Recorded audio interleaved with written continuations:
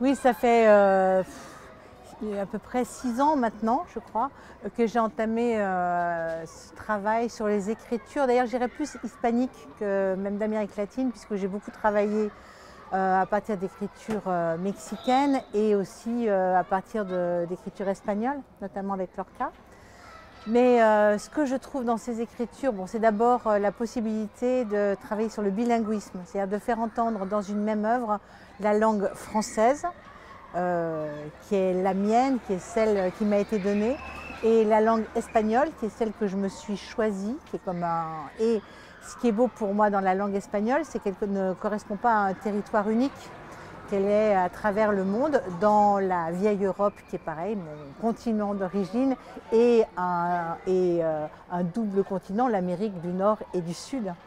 Et plus l'Asie, plus l'Afrique. Enfin, du coup, c'est une langue qui, pour moi, est un territoire qui ne correspond pas à un territoire géographique. Dans cette langue même, il y a du coup l'espagnol d'Espagne, avec lequel la France partage quand même beaucoup d'histoires. C'est un passé de colonisation, un passé de monarchie, un passé d'histoire trouble, en tout cas durant le XXe siècle, très trouble. Et puis il y a aussi des pays neufs qui ont un regard très critique donc, qui ont dû se défaire du joug de cette vieille Europe et qui sont en train de construire leur propre histoire. Donc je trouve que grâce à cette littérature-là, moi j'arrive à mettre à distance ma propre histoire et à m'en construire une nouvelle qui est celle que je me suis choisie.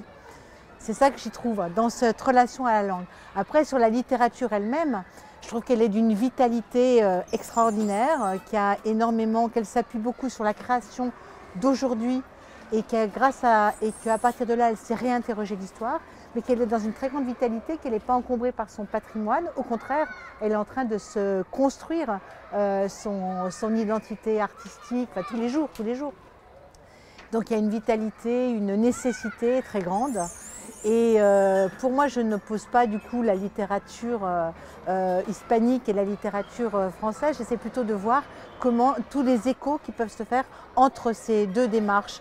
Et notamment un des grands projets là, que je suis en train de construire pour la saison et les saisons prochaines, je pense, c'est le croisement entre des jeunes dramaturgies françaises que je travaille à faire traduire notamment au Mexique et peut-être ailleurs, et des jeunes dramaturgies mexicaines que je travaille à faire traduire en France sur ces échanges-là. Et donc ça avance ensemble, qu'on se connaisse et que ça avance ensemble.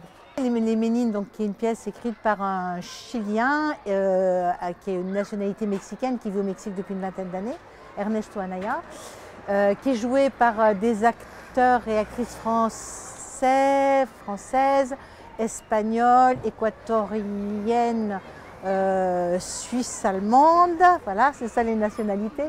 Et oui, c'est appelé à tourner, enfin en tout cas on y travaille, on essaye de le faire. On va en Espagne pour voir quelles possibilités il y aurait de ce côté-là. Et également, on va essayer de travailler sur l'Amérique latine, oui, bien sûr. Et ça se rejouera toute la saison prochaine au NTH8, enfin toute la saison prochaine, au cœur de l'hiver, la saison prochaine au NTH8. Et on espère que ça circulera également en France, hein, bien sûr, bien sûr.